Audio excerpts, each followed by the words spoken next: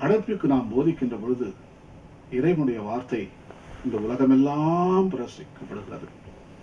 படைப்பை நாம் நேசிக்கின்ற பொழுது கடவுள் எதை நேசிக்கிறாரோ அதை நாம் நேசித்துக் கொண்டிருக்கிறோம். படைப்புதான் இறைவனுடைய சிந்தனை எல்லாம், இயேசுவின் சிந்தனை எல்லாம், மரியாளின் சிந்தனை எல்லாம்.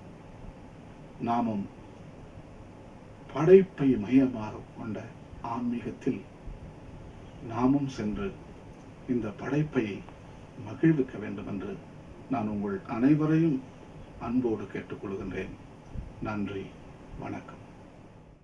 விண்ணோடும் ஹே மண்ணோடும் ஹே விஞ்ஞானம் விளையாடுதே உன் முன்னே ஹே என் முன்னே ஹே நம் பூமி பழுதாகுதே. வானம் பூமி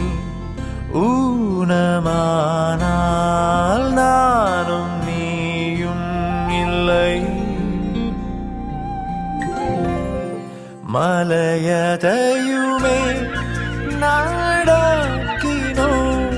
நிலமதையுமே வீடாக்கினோம்,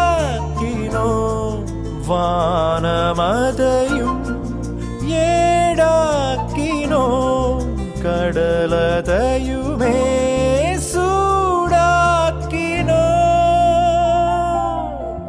இயற்கையை விஷம் செய்தோம் தோம் தோம்